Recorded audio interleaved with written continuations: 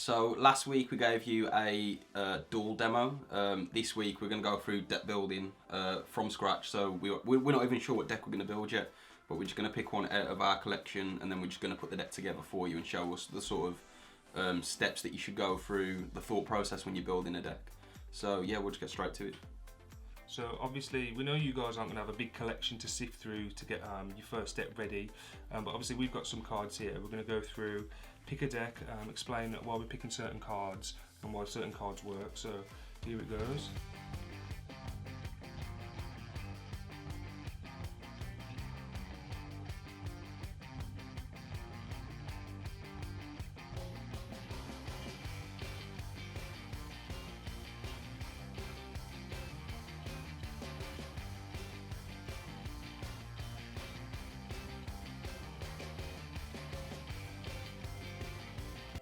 So the deck that we've decided to build today is True Draco. This is like one of the best decks to sort of like learn with, because it's actually got it's like so simple. Like, it doesn't actually use an extra deck, and we'll show you the reasons why later on. So this deck lets you just start playing the game, and then you'll learn these sort of extra mechanics as you play. So you don't have to learn everything right before you even start playing the game. So this helps you through. I think the good thing with this deck as well, it's like competitively quite cheap now, so if you take this as your first deck to your local tournaments, you're not just going to get whitewashed. So yeah, we think this is a good choice. So I don't know whether you guys are aware, but in Yu-Gi-Oh there's what's called a ban list. So throughout like all of the tournaments that go on, throughout all of the different regions, etc., if a card's too strong or Konami deem it too strong, then there'll be a limit or a hit or a complete ban of a certain card. And a few sort of meta games ago, this was like a really strong, powerful deck. It's still pretty good now. So this guy, as you can see with these are like all 3 obs, because they're pretty much the only monsters that we're going to play. But this guy, he's kind of super strong. He's like the best one out of all 3 really. So this guy's at 1. So before you actually start building a deck, it's always a good idea to check out the forbidden and limited list to see what cards are actually legal to play, because if you just pick up a deck and start playing 3 of this guy, you're going to get sort of sanctioned when you're playing any competitive environment. We'll put the link in the description to see where the ban list is and what's on and what isn't. So yeah, I'll just explain how these monsters work for the True Draco deck. So this is Dynamite Knight. They all have an effect to tribute summon them. So normally if you would tribute summon a monster, you would have to use another monster over it. Depending on the level, so if it's levels 5 to 6, it has to be just 1 monster, and if it's 7 and above, it has to be 2. But all of these True Draco monsters have an effect where they can tribute a continuous spell or trap to summon themselves. So if you activated this, use this effect, then you could actually just put this in the graveyard to summon this, and they all have that as an effect. You really sped up the tribute summoning mechanic, didn't you, this deck? Yeah, it's pretty cool. So the individual effects of these are Dynamite Knight searches, when your opponent activates a card or effect, he'll search for one of the traps, and then you can either add it to hand or activate it on the field. And then Majesty Maiden has an effect where it will search for one of these monsters with the same stipulation. If your opponent activates a card or effect, you can activate this and then you can search one of the monsters. And then Ignis Heat has the opposite effect where this one will search traps, this one can search spells. So it's like a small, concise line of monster lineup, so it's quite easy to get your head around. You don't have to read too many. Yeah, they're pretty simple. So the spells both have another common effect as well, where when they're facing on the field, you can activate their effect and it gives you an additional normal summon, but you have to do it like immediately. So this is how you basically summon like multiple monsters onto the field. So you get 1 natural normal summon, which is what you'd usually use, and then if you use the effect of one of these to summon again, you get to get an extra one. So it gives you like more board presence. It sort of makes up for the lack of sort of like combo that this deck does, because this is much more a control deck. And then they actually have like a unique effect as well. So this one says that for every True Draco spell or trap card, spell, trap or monster that was sent from the field to the graveyard this turn, you get to draw a card. So for instance, say if you sent this one to summon a Dynamite, and then you sent one of the traps to summon a Majesty Maiden, you could then use this to draw 2 cards because there were 2 different types of cards that were sent to the graveyard this turn. And then Disciples is like much simpler than Heritage. So this one just says that you target 3 True Draco or True King cards in your graveyard, shuffle them into your deck, and then you draw 1 card. So this one recycles everything, and this one is like sort of draw power. Yeah, so like this one's much better in like the early game, and then this one is like what keeps you into the late game. And then for the traps, so Apocalypse and Return. Return is in the same sort of situation as Dynamite Knight, where you can only actually play one of this card at the minute, but it's okay, it doesn't really matter too much. So then what this one says, for its unique effect, you can target a True Draco monster in the graveyard and special summon it to the field in defense position. And that's like a once per turn effect, so the longer this card sticks to the field, the more monsters that you can sort of like accumulate off it. And then Apocalypse says that you can send another True Draco card, or True King card, sorry, from your field to the grave to halve the attack of all monsters your opponent controls. That's obviously really powerful when you get into sort of like a really simple game state, because these monsters are already quite big, so these will basically attack over any card in the game. Because as Jake mentioned in the very first video, if you've seen that, obviously how all the phases work, this card has like a unique interaction in the damage step, because it's one of those cards that can modify attack and defense. So sometimes you'll activate this card and your opponent thinks they can, just run over your monster because they're bigger. Then you can activate this in the damage step, which hardly anything else can respond to, and then obviously it'll halve their attack. Their attack will go through, then they'll die, and you get like more advantage that way too. And it makes it so that they can't really respond to it in a way that they want to. So this is sort of like what we'd refer to as the deck core. So we're probably just going to play like all of these cards at these ratios to begin with, until like we've sort of tested the deck to sort of want to change anything. So then we can go on to the sort of like making the deck consistent and making so that it can actually like play against other decks. So how many cards do we have here? So we have 7, 10, 11, 14, and then 17. So we're going to be aiming for a 40 deck card total, because that's going to give you the option to see everything as quick as possible. We're going to add some consistency cards in there to see things even quicker as well. So then with consistency cards, they're basically just going to be these. So we'll talk about diagram first, because it's actually part of the deck sort of archetype. So it's a field spell, so you can set it off terraforming. So again, this is another card that you can only play one of, and you can also only play one terraforming as well. So like, yeah. So this card says that once per turn when it's on the field, you can destroy a card either on your hand or the field to search for any True Draco or True King card from your deck to your hand. So what this lets you do is it lets you find the specific monster, spell or trap that you want, at the same time as actually being able to trigger the effects of these cards, because these trigger whenever they're just sent from the field to the grave. So not only does it let you sort of like destroy some of your opponent's field, but it does let you get to your monsters and stuff that you want to get to as well. So the diagram's really powerful. And then we play 3 copies of Pot of Duality to begin with. Like this might change, like all of this is like subject to change, but it's just sort of like our initial instincts of what sort of goes into the deck. So this card is like really strong in any deck that doesn't special summon on its own turn. So what it does is you just reveal the top 3 cards of your deck, you pick one of them and you add it to your hand, and then the other 2 get shuffled back into the deck, and then you can't special summon for the rest of the turn, and you can only activate one of these per turn. So what this card basically lets you do is it lets you pick and choose what this card should like actually be. There aren't many cards in the game that actually do something like this, especially without the special summon sort of clause. So initially we're just going to play 3 of those, because we're trying to get to power cards like this.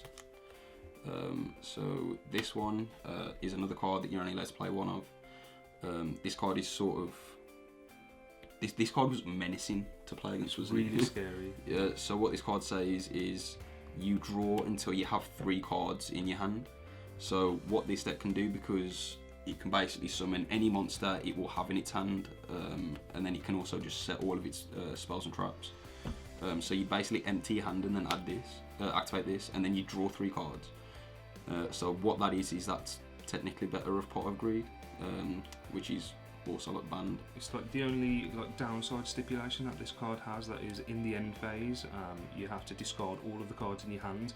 But obviously with this deck, because there's a lot of spell and traps that you can set or go through, like that doesn't really matter. This is why this card's obviously at 1, because it's just like super strong. Like, this was like the biggest reason to like play a trap deck, like a couple of years ago. And then Upstart Goblin, I think this is actually like a really hard card to get your head around when you're a new player. Yeah, definitely. So what this card says is you draw a card and then your opponent gains 1,000 life points. I think from sort of like new eyes, this is awful because you could just not play this card and then your opponent doesn't gain 1,000 life points. But in a deck where you're just trying to see as many like power cards as you like possible like this, you should play cards like this just to be able to see like get through your deck quicker. This card essentially lets you play a 39 card deck. And then for our last sort of like consistency card, we're also going to play Into the Void. This card basically says that you can only activate it if you have 3 or more cards in your hand, and then you draw 1 card, and then in the end phase you discard your whole hand. But what this card basically is, it's basically like a mix between these two. You only draw 1 card and you still discard your hand in the end phase. But for the same theory as these, it works in the same ways. Yeah, so like the whole theory behind like these kind of cards is like, even though like you're giving your opponent 1,000 life points, but like this is making your deck 38, and you just want to like draw into your stuff as fast as possible. So like these are the kind of cards that you want to look for when you're building a deck, especially when you're at a 40 total, because you want to make it as small as possible so you can draw into like the big engine things. That's like the whole theory behind it. So this is basically what we have so far that actually like makes the deck tick. It's sort of like, this is what we'd refer to as like the deck's engine, and then we're going to show you the cards that you're actually going to probably win most of the games with. So in True Draco, this deck is like basically infamous for playing what we've referred to as floodgate cards. Floodgates are basically there can be spells, traps or monsters. Essentially what they do is they stay on the field, so in spells and traps cases they're usually either continuous spells or field spells. And then they completely shut down a certain aspect of what your opponent is trying to do. So I think like the best one probably in this deck is Erupt. So good. So what this card says is you can only activate it if you control a tribute summon monster, which they all are. Which like you will all basically always control. And then while it's on the field, it negates the effects of all non-tribute summon monsters on the field. So when you have like, for instance, this plus like an Ignis Heat, for example, this might not look very intimidating, but then when your opponent's got to look at this and they've got to be able to out like a 2400 attack monster and they have no monster effects, that can actually be really difficult to overcome. Not only that, but then for every turn that they can't sort of deal with this card is going to get you like advantage through searching cards. So like, every time your opponent activates a card or effect, it's just going to search you another card, which is just going to get you closer to your own win condition. And then this is also the reason as well why we don't play an extra deck in the True Draco deck, because you can only activate this card if you have no cards in your extra deck. So then we're just going to go over some more floodgates which you like can potentially play in the deck. So we've got Rivalry of the Warlords, there can be only one, Goes a Match, and Summon Limit. So we're not necessarily going to play all of these, and we're going to sort of pick and choose which ones we're playing, and we're going to explain it to you. So these three all have like quite a similar effect. This is the only one that's a little bit more standout. So Rivalry of Warlords says that when it's faced on the field, each player can only control one type of monster. So the monster type is the one that's written at the start of its effect text. So these are all worm monsters. So obviously because these are all worm monsters, it doesn't matter if we can only control worms, because we're never going to control anything that isn't. And then the way this applies on the opponent, it's going to do a lot more damage to them, because it's very sort of rare now that sort of like decks are comprised like completely of one type. Plus with these cards being traps, obviously you don't always just randomly flip these so your opponent, you know, has like all knowledge of what's going on. Sometimes they can summon one type of monster, and then you can kind of see, you might have played this like a game 2 or a game 3, and you kind of know roughly how their deck works, and then you can flip this to stop them from going any further. So like they all have like that kind of utility, which is like really, really good in this deck. You can also, because like what will happen as well with a lot of decks is, so take for instance Adamantipator for example, even though that deck's completely comprised of rock monsters, they will end up going into the extra deck and summoning things that aren't rocks. And there's usually a point where they control like 3 different types of monsters, so you can wait till then to flip this, and then it basically takes away that whole combo and it leaves them with only 1 monster.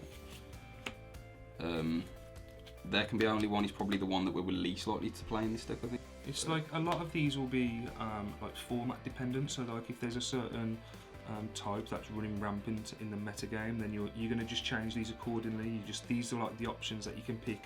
Your locals meta game might be more suited to one than the other, but like I say, they're all kind of similar. So this one basically says that each player can only control 1 of each different type, so obviously that would mean that if we've got this and then we summon a guy like this, we can't actually summon any other monsters in our deck because they're all worms. That is not necessarily a bad thing because, again, when you apply it to the sort of like meta game, this can be doing a lot more damage to them than it can be to you because these are big monsters to be sort of like locked into. Yeah. Whereas theirs will typically just be like a lot smaller.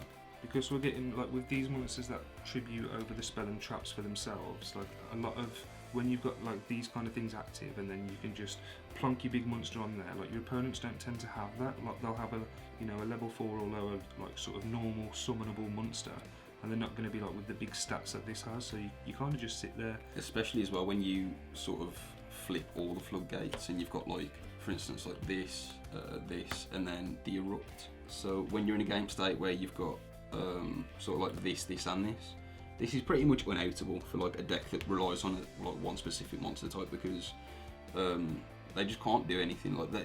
They completely rely on their spells and traps at that point to be able to sort of break this board. So unless they're playing something that actually removes these cards in their main deck, for like the game one especially, they're probably just going to lose to this. And then Gozen is basically just the opposite to Rivalry, where this one says that you can only control 1 type, this one says you can only control 1 attribute. So the attribute is, like this one for instance is wind, this one's fire. Again, it's sort of like format dependent, like Liam said, it just depends on what you're expecting to play against, where like these will like interchange. But Gozen doesn't actually hurt this deck as much because even though you're locked into 1 type, you can actually just keep summoning the same monster over and over again. So yeah, so like Liam said, this is all going to like depend on sort of like your local meta game. It's good I think to get like accustomed to these kind of cards. And it's just pick them up anyway, even if you've decided that you want to play Rivalry, still pick the others up because you might have to change something like a month in a month or so when new cards are released. And the only other one that's a little bit different is Summon Limit, and I think this is probably one of the better ones overall because there's no like negative stipulation for you really, because all this says is your opponent and you can only summon, you cannot summon more than 2 times per turn. So obviously a lot of times you're only really summoning maybe 1 or 2 monsters, or your opponent might have already summoned say 2 monsters and you have this set, and then you flip this and they just can't go any further, so depending on what they've got there is what they're stuck with, and that just keeps revolving every turn. So this is quite nifty. I'd probably pick these up too. I think the only sort of like negative part about this card is these don't affect boards that are already there. So for instance, if you're going second and your opponent's like playing a combo that they've just gone off, this doesn't really do anything to help sort of like take their board apart, whereas these ones actually do, because a lot of sort of like unbreakable boards, as they're referred to nowadays in Yu-Gi-Oh, they're not comprised of all the same like attributes, types or whatever. So if you can resolve like a rivalry against that board, then the board usually just falls apart, whereas this obviously does nothing because the monsters are already there, they've already been summoned. But yeah, like going first, this is probably the strongest floodgate we can have. And then something that I think sort of like every deck needs to play at the minute are hand traps. So what these basically are cards that can activate like straight from your hand during either player's turn, and they've usually just got effects which are trying to restrict the opponent. So Ash Blossom is probably the most played card in the game, I'd probably dare say. I'd say it's probably the most generic staple hand trap. So what this card says is that when your opponent activates a card or effect that would either add a card from their deck to the hand, special summon out of the deck, or send a card from the deck to the graveyard. You get to discard this, and then it just like instantly negates it. So like if we were at some point where if our opponent had this card and we want to activate our super cool draw 3 card, so we'd activate this card, and then if your opponent has this is going to negate this effect. It's quite a utility card because it will do that to like a lot of cards that will activate. But like if we wanted to activate this, like with the big power that it's got and it gets stopped, like it's such sort of a downturn for like any future play. So like this is something you need to be thinking about when you're deck building, like what cards are going to best interact with the meta like overall, and we think these 3 are probably the most staple ones. These are basically the main sort of cards that your decks need to play around as well, yeah? Exactly, yeah. So especially like when you go first, you like from like new sort of from a new player's perspective, it should seem that it's pretty much like your turn is very free, you won't be getting stopped, but these are always the cards that are going to try and interrupt you. So Ash Blossom's obviously really good. We're not sure which hand traps we're playing in this deck yet. So another monster hand trap is Nibiru. I think this is probably one of the most impactful ones that we've got recently, especially during today's metagame, because as we were saying, this deck's quite a control deck. The pace isn't very fast and you're just slowly edging away at your opponent, but this is going to help with the decks that just go crazy and they summon a lot of monsters in one turn. So what this does is if your opponent summons more than 5 monsters in a turn, you'll activate this card, and then all of the monsters that they have on the field and the ones that you control, if it's past say turn 1 or 2, it just turns them all into a little token that you give to your opponent, and then you summon this. So decks that put up a lot of floodgates in monsters, obviously we're saying this deck does it a lot in traps. This is going to be like the big out for those, so I think this is definitely a must-have. And then Impermanence, what this card says is that while you control no cards, you can activate it directly from your hand. So obviously you can use this when like you're going second and your opponent's like playing on the first turn. And then what it does is you target a monster they control and it just negates their effects. But the reason why this is particularly cool is because it's not a monster. So what a lot of people will be trying to do now is, because of sort of like how relevant Nibiru is to stop the combos, they're going to try and put up a monster effect negate before their 5th summon. Which is obviously going to stop the Nibiru, but then because this is a trap card, this card doesn't get stopped by anything that they would try to do to sort of counter your counter. So yeah, this card will basically almost always resolve, and as we're saying, this is definitely a staple that you want to pick up, because a lot of traps, like generally the rule of thumb is that you have to set them first and then activate them, but because you can activate this from your hand, like it's so strong. And this one as well, this one also works the best with Card of Demise and Into the Void. So obviously these cards will conflict with Ash and Nibiru, because you really don't want to draw either one of these cards when you're activating this, because then they're just going to get discarded in the end phase. We're not saying that it's like bad for your decks, like for your tech choices to sort of conflict like that sometimes, because these are just important cards to see. But it is nice that this one doesn't worry about this, because you can just set this as a normal trap and then you don't have to discard it. And then the last kind of card we want to talk about is the cards that will counter the things that specifically destroy our deck. So in this case, it's going to be Solemn Judgment. So this card might like look familiar if you've played the game before. This is like super old and it's still like super relevant today. It's never been not relevant anytime it's not been like, because at one point this card was banned, and it's never been like allowed to, like it's never been in the game and then not being relevant. It's like it's that strong. So what this says is when your opponent summons a monster or they activate a spell or a trap card, you can flip this. You pay half your life points, which is a pretty big cost, but when you're negating something that is instantly going to win the game, it doesn't really matter. And then it negates the activation or the summon and then destroys the card. So the reason why we're playing this is because this specifically counters cards like Lightning Storm, Twin Twister, Evenly. So like these are the cards that are basically going to beat the True Draco deck. And so like we want something in the deck that can negate these, because then it stops them sort of just like auto winning and like steamrolling. Because yeah, especially like with these kind of cards, like pretty much every player that you come up against, like in any kind of competitive setting, is going to have like these are like board wipes, they're blowouts, they're going to be like good against like a lot of matchups. So you need to be prepared for people that are going to play things that are just going to totally whitewash you out. Because this is what we refer to as well as a trap deck. Like the reason why this deck will win is because of the trap cards in the deck, and these are basically the go-to sort of cards when you're trying to side against a trap deck. Yeah, definitely. So that's it for the main deck. We're not actually going to worry about the side deck at all, because obviously you should test the main deck before you should know what you want to side, sort of. Obviously we'd be siding things like this for sort of like other trap decks as well. But this deck always seems to like steamroll other trap decks, Yeah, definitely. I think because of the spells. So like these let you destroy obviously your opponent's back row. These let you destroy the monsters. They're letting you draw. They're always recuperating. Like I think if you really like starting out and you know it's your first few weeks in Yu-Gi-Oh, this is definitely a deck that I'd look to build in probably before anything else, unless you're a little bit more advanced. Obviously, this won't be for you, but. Yeah, so that's it. There's no extra deck either, because the main sort of trap that we're trying to get to doesn't let you play an extra deck. So that's going to be it for the True Draco deck, I suppose. So hopefully that's given you an insight on how to build a deck, what the thought process is, what cards you're going to add. Next week we're going to be showing you some gameplay of the deck. We're going to put it against some meta decks, see how the deck fares, what changes we might make. Obviously if you're trying to build a deck which obviously isn't True Draco, which you more than likely are, it always helps to do a bit of research first. So just pop onto YouTube, type in the deck that you're trying to build, and just like sort of try and grab some ideas, because then you'll get an idea of like what the sort of like set ratios that work. Then obviously just sort of make it your own, try new things, try what you wanted to try in the deck in the first place. Yeah, so we really hope that this has been some benefit to you. We're going to link our Facebook page in the description, so if you guys have got any questions about any other decks, any questions about how to build a deck, then please just give us a message right on the wall.